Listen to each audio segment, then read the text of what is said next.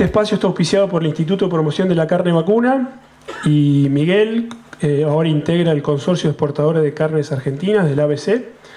El Consorcio de Exportadores de Carnes Argentinas forma parte del Consejo de Representantes del Instituto de Promoción de la Carne Vacuna, de la cual Mario Ravetino es el vicepresidente. En este caso, Miguel nos va hoy a ofrecer una disertación denominada Mercado Ganadero Presente y Futuro. Así que el título es muy desafiante, tenés una tarea no muy sencilla de ahora en más. Miguel, todo tuyo. Bien, los títulos son para cumplir con los protocolos. En realidad es una... Voy a parar, estoy más cómodo. Es una presentación institucional que tenemos como consorcio de exportadores. A cada uno que visitamos, sean productores, sean políticos, sean referentes locales o extranjeros, le decimos el mismo mensaje. Creemos que el desarrollo del sector ganadero pasa por 4 pilares y nosotros hemos elaborado una propuesta para que fue presentada el año pasado a todos los candidatos a la presidencia y este año lo hemos trabajado también con las nuevas autoridades de la Secretaría de Bioeconomía ahora y también con el Ministerio de Economía. Llegó al mismo Ministro de Economía la propuesta. Tenemos buena recepción de la misma y hemos empezado a trabajar en algunos aspectos y quiero empezar a, si podemos avanzar, hablar del presente y el futuro, también es hablar de qué hacemos mal y qué podemos hacer mejor. Tengo miedo del cable, perdón. Pero quiero seguirlo a ustedes. Bueno, ¿qué es el ABC? El ABC es una cámara. Defiende los intereses de 23 empresas frigoríficas que son todas ellas grandes exportadoras. O sea, los principales exportadores de carne de la Argentina son socios del consorcio ABC. Entre ellos tenemos a Swift y a Quick Food, que son de capitales brasileños, a La Anónima, que es una gran cadena de supermercados local, y grandes frigoríficos locales, que muchos de ustedes seguro, si son ganaderos, los conocen, porque alguna vez le habrán vendido alguna jaula o a Gorina, o a Río Platense, o a Arrebif. Todos ellos son parte del consorcio. También hay frigoríficos más pequeños y más radicados en zonas lejanas, como puede ser Logros en Córdoba o Frigorífico Bermejo en Salta. Tenemos empresas en el norte de Santa Fe como Friar, muchas en La Pampa como Carnes Pampeanas o Frigorífico General Pico. O sea, tenemos empresas en todos lados. Somos un sector que da mucho empleo. O sea, ¿qué le decimos a cada uno que nos quiere escuchar?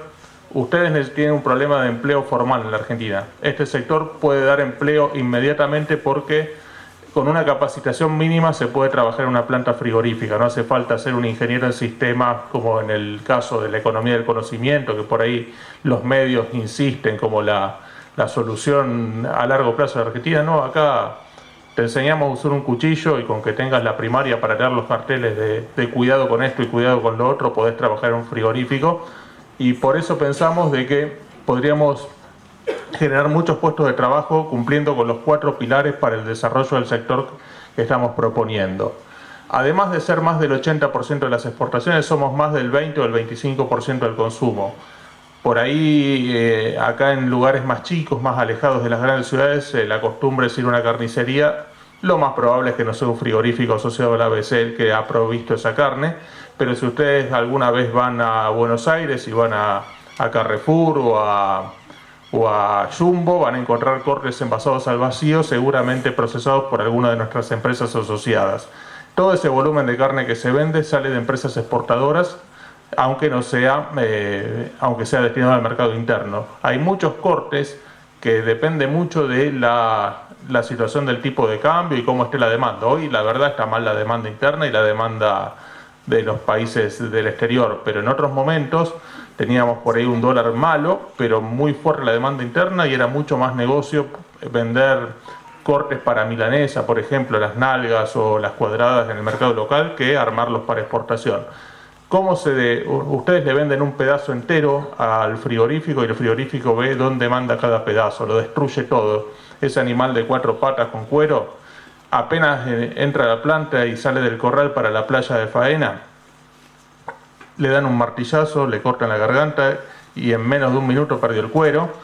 Y después va a la sala de cuarteo, lo separaron en 6 partes distintas y después de 24 horas de oreo baja y lo desarman en 23 a 26 cortes según cómo se arma el producto. O sea, dejó de ser una sola cosa para ser 23 a 26 cortes, más subproductos como el cuero, como las menudencias. Entre las menudencias están las rojas y las blancas.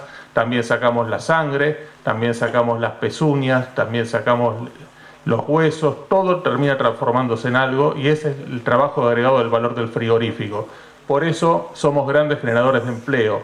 Trabaja mucho más gente en la planta de Swift de Rosario que en la planta de Peugeot del Palomar o en la planta de Toyota de Zárate. Pero nosotros por ahí todavía estamos mal en la comunicación, como para hacérselo entender por ahí a los políticos lo importante que somos en el tejido social y darle trabajo a la gente en las localidades.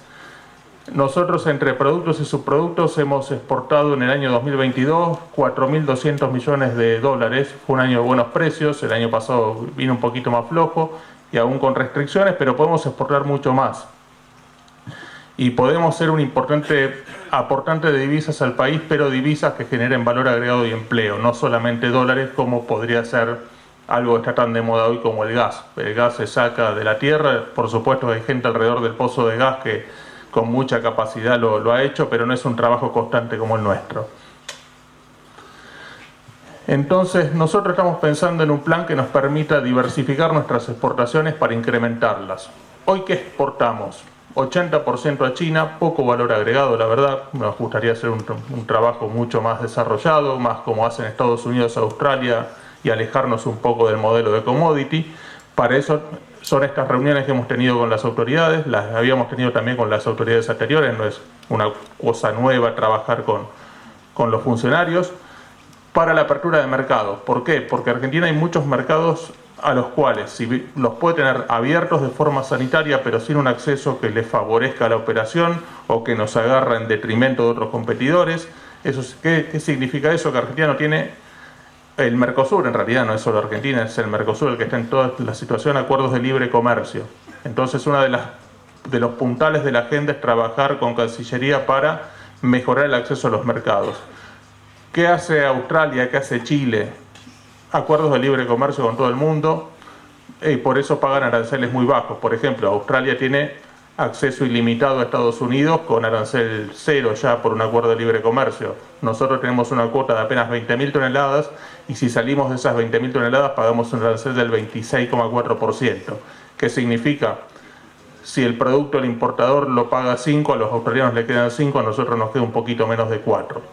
¿Por qué? Porque el arancel lo paga el que mete la carne dentro del país de destino, no lo paga el importador, lo descuenta del precio. Por lo cual, trabajar con todo el sector público en la mejora del acceso a mercados es uno de los grandes desafíos para poder convertir este sector en otra cosa, en algo que mira hacia el futuro y que deje de lado prácticas que algunas vienen del siglo XIX. ¿Qué somos en el mercado internacional? Aproximadamente el 7%. ¿Qué éramos en 2005, antes del cierre de exportaciones y los periodos donde peor la pasamos como sector? El 10%. ¿Qué pasó en este periodo? Argentina se cerró primero, luego desde 2015, 2016 en adelante se produjo una eliminación de las restricciones para exportar, pero encontramos un mercado internacional completamente distinto al que habíamos dejado por voluntad propia en 2005. Encontramos un mercado donde aparece un nuevo jugador, que es China. Si nosotros nos íbamos a 2005, teníamos cerrado el principal comprador de carnes del mundo, que era Estados Unidos. Ahora lo tenemos abierto después de muchos años de trabajo y de lucha en organismos multilaterales, pero volvió al mercado de Estados Unidos a estar abierto y es importante, pero con la limitación del acceso que les dije. Hoy prácticamente todo es China y el crecimiento del mercado en el volumen que se importa de carne vacuna a nivel mundial se explica solamente por China y algunos países del sudeste asiático. Ya no es Estados Unidos el que importa más carne, ya no es Europa el mercado de referencia. Hoy todo pasa por el Pacífico y ahí tenemos abierto China y todo lo demás para nosotros está cerrado o con alguna dificultad. Tenemos abierto aparte de China, Tailandia, Vietnam y Filipinas. En el caso de Filipinas con algunos problemas de habilitaciones y en el caso de Tailandia y Vietnam estamos esperando a ver si las empresas empiezan a mejorar la cantidad de negocios hechos ahí ahora que se han sacado de encima las limitaciones. Pero tenemos cerrado Japón o abierto solo para Patagonia, que en carne vacuna es insignificante, y tenemos cerrado Corea del Sur, por lo cual comparado con Australia, con Estados Unidos, nuestro acceso es muy limitado a estos mercados que hoy son los más importantes en consumo de proteína de origen animal importada del mundo. Estados Unidos la produce solo, Europa produce mucho de lo que consume, el Mercosur es autosuficiente, por supuesto, en carnes, pero bueno, ¿a quién le falta carne? A ese lado del mundo, y ahí es donde tenemos que mejorar la cuestión comercial y de apertura sanitaria en el caso de Corea del Sur y de Japón. Bien, ¿qué dice nuestro proyecto presentado a las autoridades? Suéltennos la mano, ayúdennos con pequeñas cosas, pero el mayor esfuerzo va a ser nuestro, del sector privado. No estamos pidiendo ni subsidios, solamente quita de impuestos y de restricciones. Una de las cosas que tenemos pendientes hoy es el problema de los derechos de exportación. ¿Por qué son un problema los derechos de exportación? Porque se combinan con un tipo de cambio que está ha perdido buena parte de la competitividad que había ganado en diciembre. Hoy el tipo de cambio es incluso peor que el de agosto, cuando se fue a 3.50 en términos reales, por lo cual pagar derechos de exportación sobre un tipo de cambio bastante atrasado nos resta la poca competitividad que nos puede quedar. Hoy Argentina no es competitivo comparado con Brasil, o comparado con Paraguay, o incluso comparado con Australia en algunos aspectos. Australia, aunque tenga precios más altos y costos más altos, tiene mejor acceso a mercados. Australia es más competitivo que Argentina.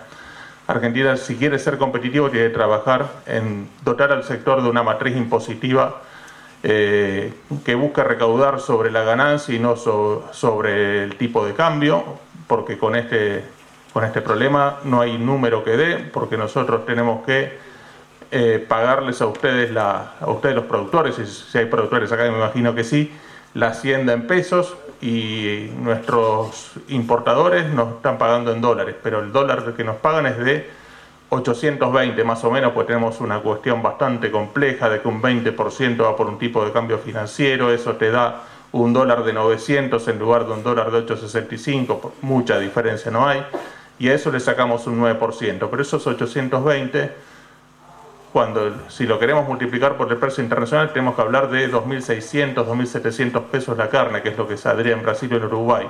Pero con el impuesto se complica todo.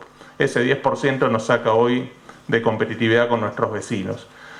Eso es lo que tenemos pendiente hoy. Si tenemos algunas cosas que nos permitan darle al productor la señal de que le pagamos bien el animal, vamos a conseguir lo que nos falta, que es producir más. No estoy hablando de agrandar el stock porque hoy está hasta mal visto a nivel internacional por el tema ambiental. Pero si tenemos 22 o 23 millones de vacas, no podemos sacar 14 o 15 millones de terneros. Tenemos que mejorar la eficiencia de esos 22 o 23 millones de vacas para, con el mismo stock, ser más productivos. Si tenemos más terneros por vaca y después, cuando trabajamos los engordes, en lugar de sacar animales de 350 kilos de peso vivo para mandarlos a faena, en lugar de esperarlos a cerca de 500 kilos, estamos perdiendo un montón de kilos por cabeza faenada. Todo eso repercute en la producción, que está estancada no hace 10 o 20 años. La producción de Argentina está estancada hace prácticamente 50 años. A veces produce 2,5 millones, a veces 3,4 millones, pero la mediana siempre es 3 millones de toneladas. No salimos de ahí. ¿Qué pasa con eso? Si queremos exportar más, viene el problema del desabastecimiento del consumo interno, aunque en los últimos años se ha dado un proceso que, más allá de alguna búsqueda de explicación por el tema precios, han cambiado radicalmente los hábitos de consumo. Si uno va por ahí más a las ciudades que acá al interior, los jóvenes no comen la cantidad de carne vacuna que comían mi generación o la generación de mis padres, ni hablar. Hay otro tipo de comidas que van... Me agarré el bicho. Hay otro tipo de comidas que están ganando la preferencia de los jóvenes, y si no buscamos cómo hacer el producto más atractivo para los jóvenes, el consumo de carne en el mercado interno va a seguir bajando, porque van saliendo del mercado los tradicionales consumidores de 100 kilos por habitante al año, van entrando jóvenes que con suerte comen 25, 30 o 35 kilos, si es que comen carne y no son veganos.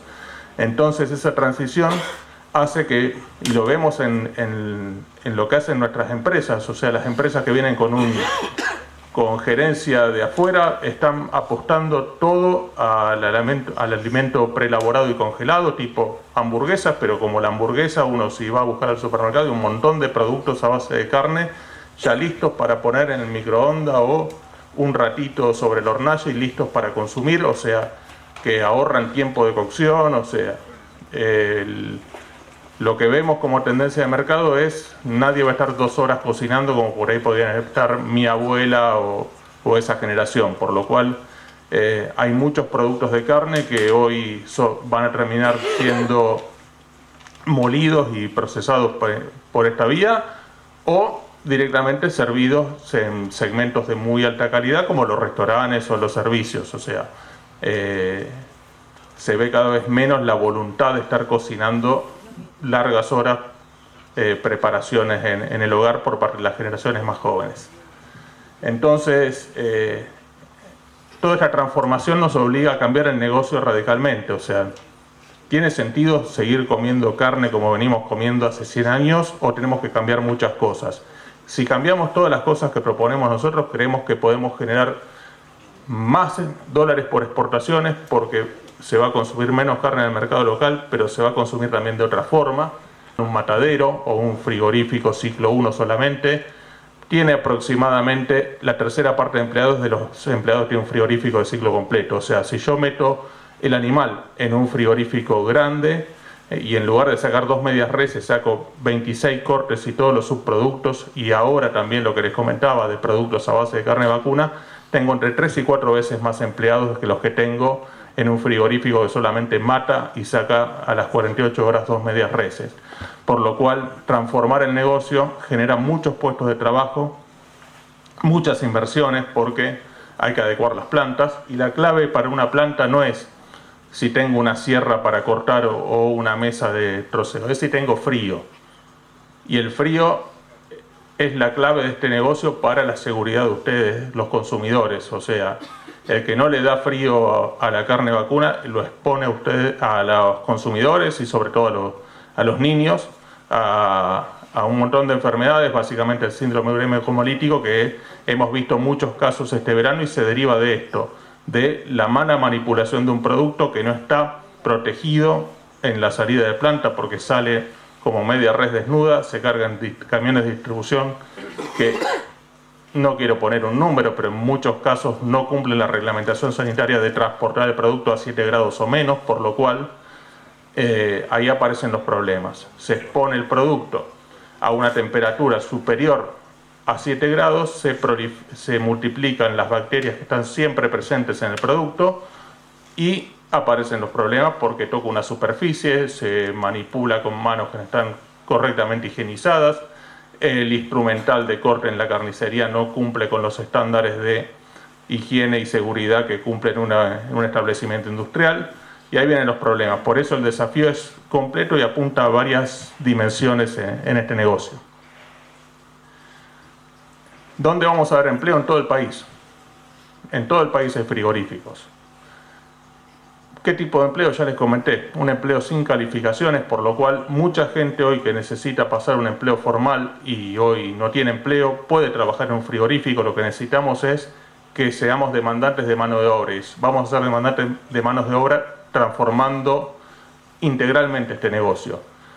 Y podemos traer dólares sin consumir dólares. O sea, por ahí vienen un proyecto de una automotriz para traer un nuevo modelo de camioneta a la Argentina, pero resulta que el 60% de las piezas viene de Brasil. Acá no.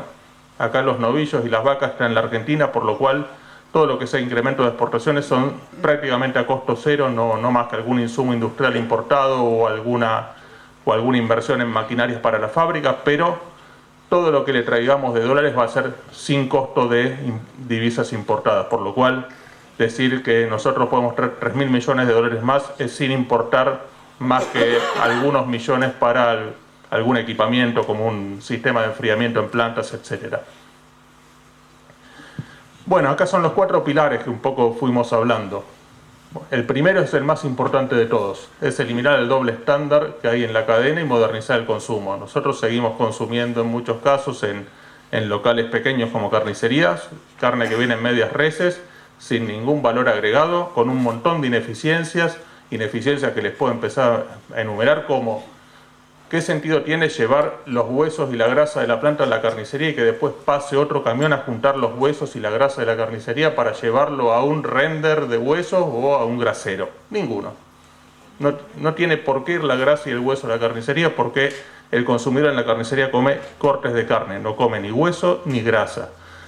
Otro problema que tenemos es, por ahí, sobre todo en las grandes ciudades, más que en los pequeños poblados del interior del país, ahora, a ver si tengo dengue ahora. ¿Cuál es el problema? Es, en una carnicería de un barrio humilde, ¿para qué llevo un lomo o un ojo de bife si lo va a terminar mal vendiendo porque no tiene el poder de compra para el valor de ese corte, ni por ahí la cultura para prepararlo como lo tendría que hacer? Entonces, ¿qué tenemos? Regalamos las paletas y los cogotes en Barrio Norte y regalamos los lomos y las colitas de cuadril en la zona sur pobre del conurbano. Esto se podría corregir fácilmente mandando solamente cortes, o sea, el carnicero que tenga su punto de venta en un lugar de menos poder adquisitivo va a pedir los cortes que vende, y viceversa, el que lo tenga en un lugar de alto poder adquisitivo va a pedir los cortes más caros que él vende. Ahí se va a generar una eficiencia en la cual el consumo de los sectores de mayor poder adquisitivo va a poder de alguna forma subsidiar estos cortes más económicos para que no sean tan caros como lo son ahora. Hoy no es cara la carne, si la miramos en promedio, pero ¿qué pasa? Los cortes que tendrían que ser baratos son relativamente caros, y los cortes que tendrían que ser caros son relativamente baratos, por lo cual no estamos integrando bien el negocio. ¿Y por qué? Porque bajamos un solo pedazo con todos los cortes, se lleva todo, no tiene forma de elegir lo que va a vender. Por ejemplo, si en lugar de ser carnicero fuera fiambrero, el del barrio pobre llevaría paleta y no jamón crudo, y viceversa. Pero en carne vacuna está llevando todo, lo premium y lo que va a vender con volumen. Por lo cual, una de las bases es mejorar el estándar sanitario. O sea, no podemos tener frigoríficos que no cumplen la más mínima norma ambiental y la más mínima norma de seguridad para sus consumidores, que es frío. Si no puede tener 48 horas la carne enfriándose después de la faena, no puede estar habilitado para vender carne. Pero bueno, faltan controles, esperemos que haya más controles, pero no es un control por una cuestión comercial o de plata, es una cuestión por un control necesario para la salud de los consumidores. No puede haber carne caliente. La carne es igual que la leche.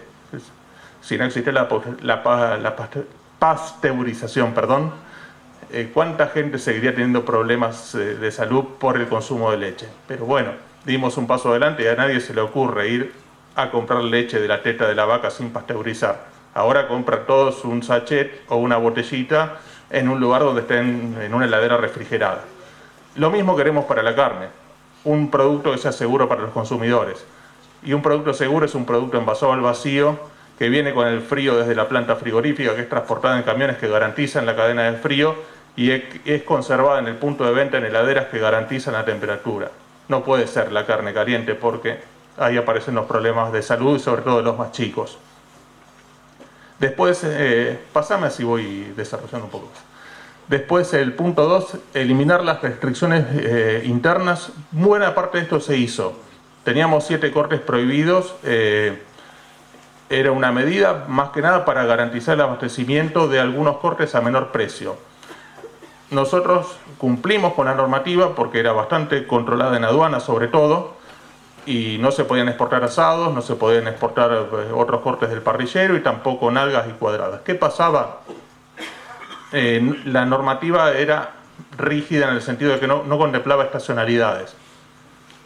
Todo el invierno de 2023, con la prohibición esa, quedaron asados congelados, abarrotando las cámaras de frío de las empresas, porque nadie come asados en cantidad en invierno. No había flexibilidad para que la norma funcione cuando tiene que funcionar. ¿Qué hacían las empresas? Se lo vendían a otra empresa que hacía hamburguesas, no es que el asado era más barato. No voy a tener esto en la cámara de frío ocupando lugar. ¿Qué hago? Marfrig, Swift necesitan esa hamburguesa, tengo asado y van los asados. Ustedes saben que la hamburguesa se hace con asado, ¿no? Es el corte ideal para hacer hamburguesas, porque tiene la cantidad de grasa necesaria para dar la fórmula de hamburguesa. Por eso el asado que no se usa o que es de un animal que no da para venta como asado, hamburguesa. Después teníamos el tema de los cupos de exportación, eso ya también fue levantado, no hay más cupos de exportación, estamos trabajando libremente. ¿Estamos exportando mucho más que el año pasado? No, estamos por ahí armando mejor los negocios y las integraciones de exportación, pero hay cuellos de botella que van más allá de la política. Si yo quiero duplicar las exportaciones, necesito puertos con enchufe para dejar los contenedores, necesito servicios de navieras que vengan a la Argentina con barcos portacontenedores con la capacidad suficiente, necesito tener un movimiento mucho más alto que se va generando en el tiempo. No es que de un día para otro digo yo duplico las exportaciones, no. Yo tengo que generar un volumen de negocios para que la naviera que va a Europa mande un barco más por semana, o la naviera que va a China mande 3 barcos más por semana, porque barcos a pasear a Buenos Aires a ver si hay algo para cargar no mandan.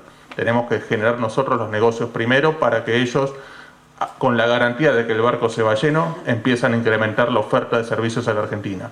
Por eso tenemos que ser creíbles cuando decimos vamos a exportar más. Tenemos que tener políticas consistentes a largo plazo y esperamos que esta oportunidad empecemos a transitar ese camino.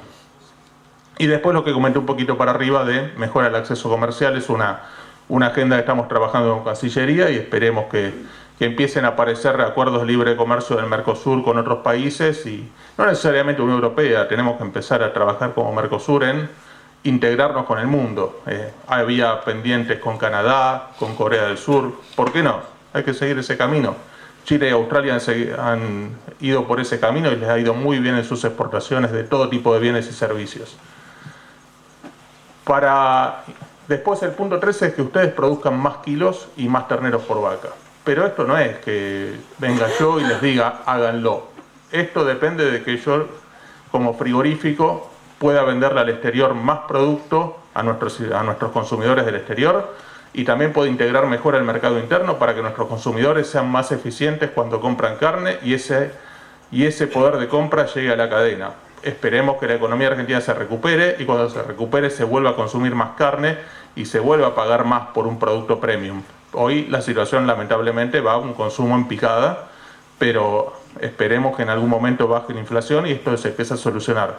Pero mientras tanto, afuera hay negocios para hacer y si nosotros estamos trayéndole como frigorífico mejores negocios con un poder de compra que no sea explicado por el tipo de cambio, porque pedir devaluaciones no tiene mucho sentido, las últimas 3 no sirvieron para nada, incluida la última. Tenemos que ser competitivos por otro lado, tenemos que sacar impuestos distorsivos, simplificar la cantidad de impuestos que tenemos que mejorar el acceso a los mercados del exterior para no estar dejando parte de los dólares que recibimos como aranceles o impuestos en los países de destino, tenemos que mejorar la logística y cuando nosotros tengamos todo este circuito armado de forma eficiente, si ustedes ven que todo el tiempo el frigorífico le está demandando novillos de calidad, se los paga de manera tal de que ese negocio sea rentable, ustedes mismos van a decir, yo no me puedo perder un ternero porque es mucha plata, y yo no me puedo perder de ponerle 30 o 40 kilos más a un animal porque es mucha plata. Pero tiene que ser una señal de un negocio estable y consistente, no un anuncio. Eso tiene que pasar antes de que la respuesta llegue. Cuando ustedes vean que el que no produce un ternero pierde plata y el que no agrega kilos a un novillo pierde plata, lo van a hacer solos. No hace falta que venga ni el INTA ni ninguna entidad de productores a decirle cómo hacerlo. Ustedes saben hacerlo. El tema es que hasta ahora siempre Argentina fue un país inestable, esperemos que deje de serlo, y los negocios duraban 6 meses y después se pinchaban. ¿Cuántos de ustedes por ahí se habrán metido en algún negocio puntual? Pero les puedo enamorar, mira, en carne, el wagyu, el certificado de orgánico, tantas cosas han pasado que como una promesa de milagroso premium de precio y después duraba un tiempo y después se diluía. El tema es, la propuesta esta busca que esto sea estructural, por eso empezamos por donde las cosas están más podridas, que es organizar el mercado interno, que sigue siendo el 65% del mercado total. Si ordenamos eso, La exportación está ordenada, lo único que tiene que hacer es generar nuevos mercados para no depender tanto de China y trasladarle al productor una señal estable de precios para que diga: no voy a sacar los novillos y poner soja porque es más negocio hacer ganadería en esta zona, etc. Por último, tenemos un desafío muy grande que no es solamente porque lo exigen los países que nos compran carne, lo tenemos que empezar a exigir nosotros mismos, que es la sustentabilidad. No podemos producir como queremos poniendo en riesgo el medio ambiente. Tenemos que empezar a producir pensando en que también tienen que producir nuestros hijos, nuestros nietos y comer el producto que nosotros producimos, nuevas generaciones. Para eso la sustentabilidad es clave. Y ahora tenemos desafíos en puerta, como la nueva norma por deforestación de la Unión Europea. Eso se viene, si no empieza a regir en 2025, lo postergarán un año, pero va a empezar a regir sí o sí.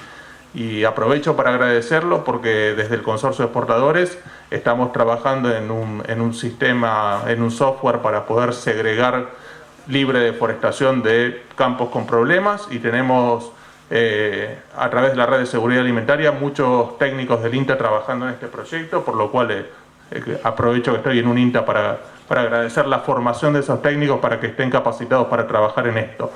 Es un sistema que hace análisis de imágenes satelitales, hace una barrida de varios años y donde detecta que la mancha verde en el criterio que estableció la Unión Europea ha disminuido, ese campo se vuelve no apto. Entonces, bajo el sistema de RESPA que tenemos de los polígonos de SENASA, podemos empezar a establecer qué campo es apto y cuál no. ¿Qué va a pasar con esto? No es que no le vamos a comprar a ese productor. Lo que le compremos no va a servir para la Unión Europea. Si el mercado de la Unión Europea en ese momento está pagando muy bien, ese animal va a tener un castigo de precios, y si no es la situación y el mercado europeo es un mercado más, pasará. Lo que pasa es que ese animal, por normativa, ya no va a poder ir a la Unión Europea. Y además de eso tenemos otros desafíos que en algún momento van a aparecer. ¿Cuántas emisiones de gases de efecto invernadero genera nuestra producción de carne? Y tenemos que empezar a generar las metodologías para saberlo.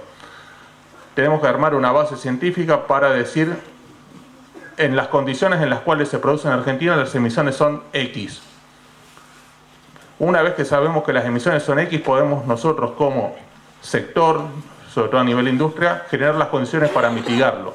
Mitigar lo que es comprar un campo en X región del país y plantar árboles, eso cuenta como mitigación, comprar bonos de carbono, pero si yo no sé cuánto es esa X de emisión de lo que llevo, yo no puedo garantizar al consumidor, que me va a romper las bolas, perdón por la palabra, quiero que sea neutro, con lo que yo le digo, y ahora es neutro porque yo hice esto para mitigarlo. Pero entonces tenemos que hacer también una producción sustentable. ¿Para qué? Para que esa X que todavía desconocemos sea lo más chico posible. Cuanto más chica es, más fácil va a ser de mitigar, más fácil va a ser de ser competitivos, porque nos van a empezar a mirar. Los consumidores del futuro no van a mirar ya tanto, no sé, si la grasa es amarilla o blanca, sino si cuánto emití de gases de efecto invernadero, si estoy poniendo en riesgo el futuro del planeta, sobre todo en los países desarrollados, si son los países que siguen pagando más por la carne, y los consumidores más sofisticados podrán vivir en otro país. Por ejemplo, no sé, podrá haber chinos con mucho poder adquisitivo, pero hoy el chino viaja a Europa, estudia en Estados Unidos, lo mismo con los árabes, por lo cual parte de esa cultura se le está impregnando. Por eso nosotros somos muy insistentes en cada contacto que tenemos como industria con los productores, empecemos a leer sobre sustentabilidad, empecemos a mirar qué se hace bien, qué se hace mal, qué prácticas ayudan a emitir menos, qué prácticas ayudan a conservar el agua, y todas estas cosas que se van poniendo lentamente de moda, para empezar a implementarlo, porque no son tecnologías por ahí costosas, pero lo que podamos hacer para decir, mirá, yo lo venía haciendo así y la X era así de grande, leo 2 párrafos y puedo hacer una X un poquito más chiquita, ya estamos sumando.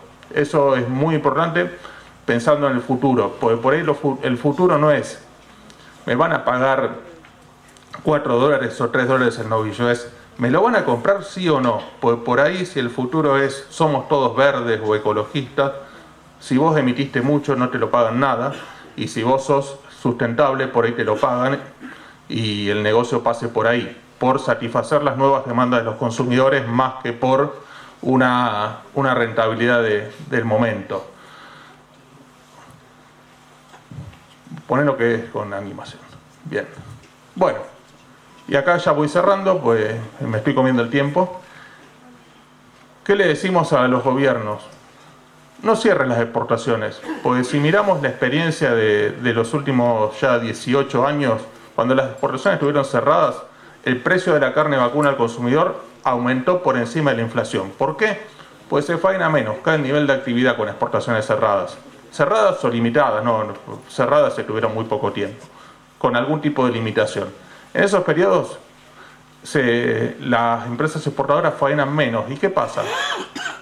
Por ahí se comete el error de pensar de que todo un animal faenado en un frigorífico exportador se va afuera. No, el 30-40% queda en la Argentina. Entonces, cuando vos limitás las exportaciones, limitás la demanda de la industria. Cuando la industria trabaja menos, el producto es más escaso, y sobre todo es más escaso esos cortes puntuales que dejamos adentro nosotros, los parrilleros, y ahí se producen los impactos de precio que sobre todo más inciden en el IPC. Por encima, si miramos qué le pega más de la carne al IPC, el asado, el vacío, la carne picada y la paleta. El lomo no existe en el IPC, tiene una ponderación muy chiquita, lo mismo el bife de chorizo o la colita de cuadril. Por lo tanto, es pegar su tirón al pie, limitar las exportaciones, porque limitás la demanda de la industria, producís menos y sobre todo tenés escasez de los cortes que vos más querés que abunden, que son los que la exportación te deja luego de una faena en el mercado interno. Por eso el resultado es ese. Sin restricciones a la exportación, la carne vacuna aumenta por debajo del nivel general de precios. Con restricciones aumenta bastante por arriba del nivel general de precios. Después, muchos nos acusan a nosotros como consorcio ABC de que queremos concentrar la industria. Nosotros ya como consorcio de exportadores adentro nuestro, aún siendo las empresas más grandes, somos el 36% de la faena en el último mes de marzo, el 36,5% en el primer trimestre de este año. Eso es la faena del ABC. Si nosotros pensáramos en Uruguay, 2 empresas son el 70% de la faena. Acá no hay concentración, ni siquiera dentro de la cámara de los frigoríficos más grandes. Nuestro frigorífico más grande, Swift tiene 2 plantas, una en Rosario y una en Venado Tuerto, y no llega a faenar el 4,5% de la faena total, por lo cual, ¿de qué concentración hablamos? Cuando si tomamos JBS, Minerva y Marfrig en Brasil, suman prácticamente el 85% de una faena de 9 millones de animales. Acá ese problema no lo tenemos. ¿Qué tendría si modernizamos el consumo, como dicen? Sí, por ahí alguna empresa de ABC hace algún servicio más, pero la idea es de que haya empresas eficientes que se dediquen al consumo interno, que puedan crecer en escala. Porque hoy miramos la lista de faena, por ahí ustedes no están acostumbrados a mirar, y vemos un montón de establecimientos chicos a nivel provincial y municipal que matan 1000 animales o menos por mes. ¿Qué negocio sustentable haciendo menos de 50 animales por día? O sea, menos de 2 camiones por día. Entonces vos decís, ¿y cómo querés que tenga frío? ¿Cómo querés que trate bien los subproductos? ¿Cómo querés que trate bien los efluentes? Que no contamine el arroyo que pasa por detrás, si no le das la escala para ser rentable. Eso realmente no tiene que existir. Pero sí tienen que existir frigoríficos de consumo que con un estándar sanitario único no tengan esa competencia desleal y puedan crecer ellos como empresa. Y tenemos un montón de casos. Hay frigoríficos medianos por toda la provincia de Buenos Aires que se dedican básicamente al consumo interno y tienen la espada de Damocles de que si se le va un poquito el costo de faena, se le van al matadero, por lo cual esa empresa le pones la pata encima y no va a poder crecer. Si esa empresa tuviera la posibilidad de desarrollarse, traer una línea de envasado, de congelado y de cajas paletizadas para operar, esa empresa está habilitada para exportación en menos de 6 meses. Le allanaste el camino, transformándolo primero en un mercado interno, cumpliendo los estándares sanitarios y de eficiencia, le allanaste el camino a la exportación a esa empresa, se la serviste en bandeja, ya tiene toda la inversión hecha y todo el circo industrial armado. Pero si vos la tenés pendiente de que si en lugar de cobrar el servicio de faena 305, lo cobra 315 y lo pierde por el matadero del pueblo que viene, así no se desarrolla nunca esto. Por eso las reglas tienen que ser para todos y concentración no va a haber, porque va a haber empresas sólidas dedicadas al consumo que no van a ser las empresas que representamos nosotros. Por eso esto es uno de los puntos básicos, porque nosotros somos los exportadores, por ahí tenemos la estructura industrial ya armada para exportar, pero queremos que el consumo sea más parecido a la exportación posible en términos no de dejo la carne acá o me la llevo, en términos de darle seguridad a los consumidores. Si yo le mando a un francés un cuarto sin envasar, pero no pasa ni el examen para subir al barco. Acá se lo venden hacia la gente, ese es el problema. Si no cuidamos a los consumidores locales, no vamos a poder pretender venderles a los consumidores extranjeros que tenemos el mejor producto del mundo, porque lo tenemos, pero ¿cuántos turistas que vienen a Buenos Aires terminan sacando una foto de un pobre tipo quebrándose la espalda con una media res de 110 kilos arriba del hombro? Para ellos es, no sé, folclórico, pero ese tipo nos dice Beto Fantini es el presidente de la Federación Industrial de la Carne.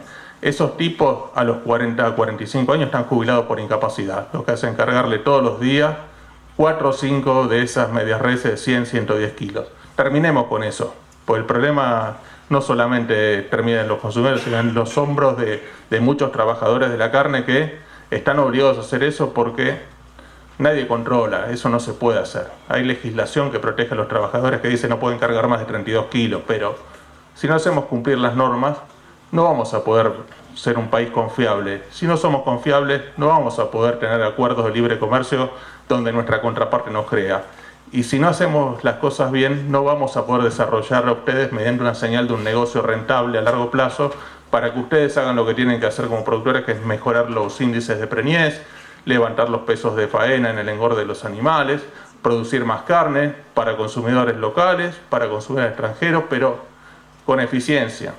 Si no lo hacemos con eficiencia y con apego a las reglas, acá no vamos a ir a ningún lado, pues vamos a seguir con el ventajita de siempre que va a decir, nada, si yo lo hago así, achique, no, deja un poquito dólar blue, un poquito dólar oficial, y así no funcionan las cosas porque son negocios de 1 o 2 semanas. Tenemos que plantearnos un negocio de 3 o 4 generaciones y por eso incluimos la sustentabilidad como un punto importante de nuestra agenda institucional como consorcio de exportadores.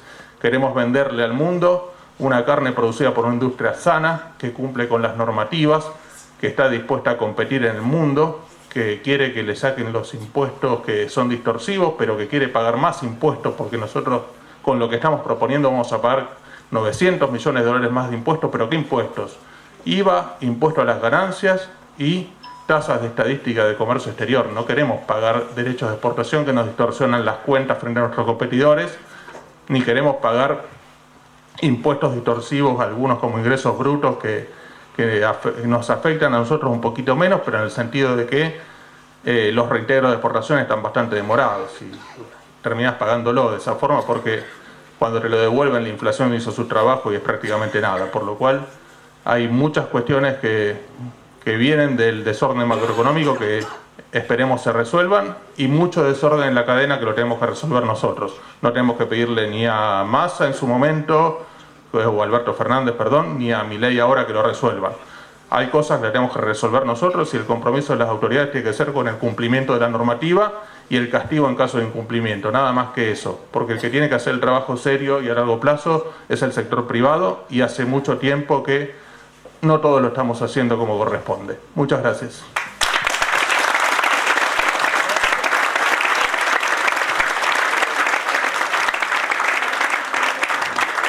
Muchas gracias, Miguel.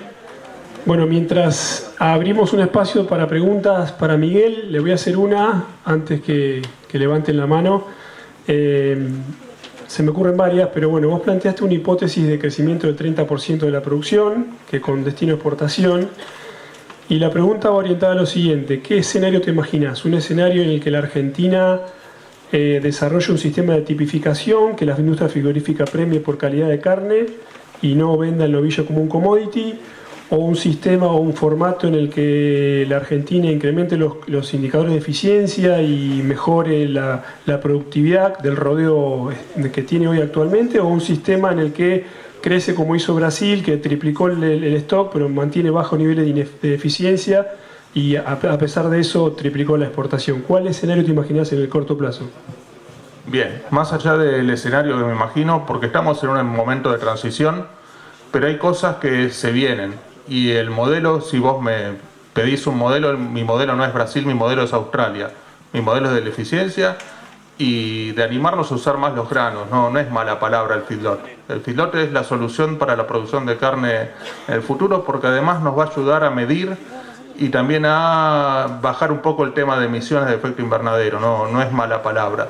Tenemos que saber usarlo. Tenemos una limitación sola como mercado, que son las 29.350 toneladas de Hilton, donde ahí sí está limitado el uso de los granos, pero en todo lo demás nuestros consumidores nos piden uso de granos. Todo el kosher que se está haciendo ahora, que es kosher enfriado, que es un poco más premium, te pide animales de corral, no te pide animales de pasto. Los rabinos que antes querían el novillo Hilton, ahora quieren un novillo más parecido al 481. Está cambiando el hábito de consumo. Hoy lo que se busca es el marbling y volviendo, me estoy yendo por las ramas y no le estoy contestando la pregunta. En el modelo que yo tengo como ideal, no es tanto la obligación o una normativa que diga usa caravana electrónica, por poner un ejemplo.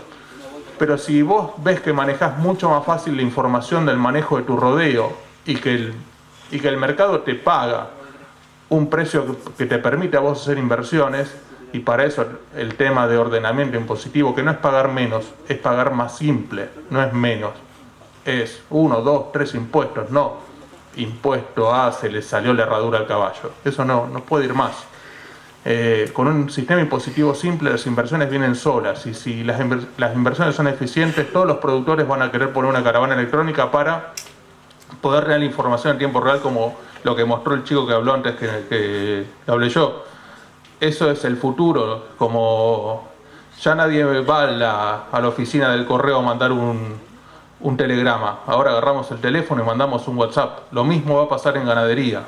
No vamos a estar contando con un cuenta ganado, va a pasar un dron por arriba y les va a marcar un chip electrónico, va a decir, acá hay 418 vaquillonas comiendo tantos kilos de grano.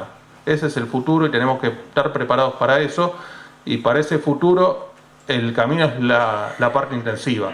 Con lo que tenemos producir más, porque nosotros tampoco tenemos lugar para poner otra vez 60 o 70 millones de vacas. Tenemos que asumir que hoy tenemos todos los años 20 millones de hectáreas de soja y el maíz está cada vez ganando más lugar, y contra eso no hay que competir, hay que complementarse, y por eso lo que mencionaba, una ganadería que utilice menos hectáreas y más producto de lo que es la agricultura, como los granos forrajeros.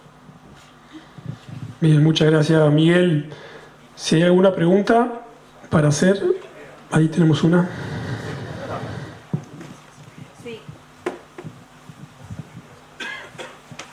Muchas gracias. Bueno, quería hacer una aclaración con respecto a lo que mencionaste con respecto a los frigoríficos y el doble estándar, que en la provincia de Buenos Aires eso no sucede porque la norma provincial de habilitación de establecimientos, todos tienen que ser habilitados con frío, ya sea que sea exclusivamente de tránsito municipal o provincial. Por lo tanto, ese comentario con respecto a lo que sucede en la provincia de Buenos Aires no es correcto. Sí sucede en otras provincias donde está el matadero. En la provincia de Buenos Aires no existe el matadero solo.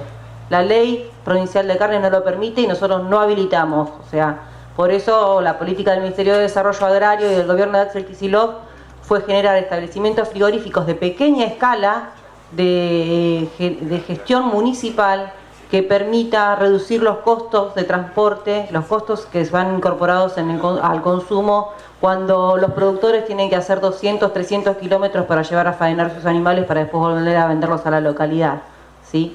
Me parece que eso es importante aclararlo, porque muchas veces se generaliza como que todo lo que sucede en la provincia de Buenos Aires, cuando en realidad los comentarios son con respecto a lo que sucede en todo el país. Eso por un lado. Y después por otro lado me parece que es importante destacar, y esto lo hemos trabajado en las mesas carneras del Consejo Federal Agropecuario, donde hay que felicitar realmente a todos los productores ganaderos bonaerenses, porque somos la provincia que tiene los mejores indicadores en todos los términos. También, de vuelta, si generalizamos a total de país, obviamente los indicadores no son los mejores, pero en la provincia de Buenos Aires la verdad que tenemos que felicitar a los productores porque si bien hay muchas cosas que se pueden hacer y ese es el desafío y por eso siempre estamos pensando en políticas que ayuden a promover lo que tiene que ver con las mejoras de producción ganadera y mejoras de indicadores. Así hemos lanzado un plan ganadero bonaerense 6x6 que implicó meternos mucho más en todo lo que tiene que ver con la cuestión sanitaria, en prevención de enfermedades venéreas en bovinos. Eso va a mejorar muchísimo los indicadores, mucho más de lo que ya están, y la verdad que eso me parecía que generalizar a veces no está bueno, porque no es lo que sucede en la provincia de Buenos Aires en ese sentido, y lo mismo con los engordes a corral, digamos, es donde está la mayor concentración de engordes a corral, pero ciertamente dependiendo de la ecuación económica muchas veces a los productores no es que le da miedo llevar a feedlot, sino que el tema es que los números, la rentabilidad no les da como para poder hacerlo. Destacar eso. Y después, bueno, con respecto a vos representás ABC, entiendo que viniste en calidad de esa representación. La cuestión de los efluentes y de la sanidad es algo que nos preocupa muchísimo a nosotros. De hecho, en la pandemia tuvimos muchos problemas, principalmente con los grandes frigoríficos ubicados en la provincia de Buenos Aires, porque, bueno, lógicamente son frigoríficos, muchos de ellos que datan de principios del siglo XX, que no tenían hechos las adecuaciones necesarias en cumplimiento de la sanidad de los arroyos y de los vuelcos. Y ese sí es una tarea que estamos constantemente siguiendo para ese cumplimiento, no solamente con los bovinos, sino que pasa con todos, ¿no? Con los avícolas, con los porcinos, con todos los tipos de establecimientos faenadores e incluso establecimientos productivos. Y me parece que eso es importante resaltarlo en términos de que muchas veces, dependiendo de la situación económica, los productores tratan de resolver la cuestión del día a día más que ver las cuestiones ambientales, pero lógicamente para nosotros sí es una preocupación y por eso tratamos de brindar todo el acompañamiento, la asistencia y el financiamiento para que puedan llevarlo a cabo. Solo eso. Bien, válida la aclaración de que en la provincia de Buenos Aires la habilitación es con frío, pero y después sí, el frigorífico que tuvo el problema ambiental fue Rioplatense en Pacheco. Se hicieron las inversiones y... Bueno, la pandemia fue terrible, ¿no? Sí, pero Pacheco arregló todo. Sí, ahora sí. Sí. El problema que tuvo Pacheco es, perdón por la discreción, es que le vendieron un barrio privado enfrente, entonces tuvo que hacer toda una cortina artificial para que los olores de la planta no pasen al barrio privado. Sí.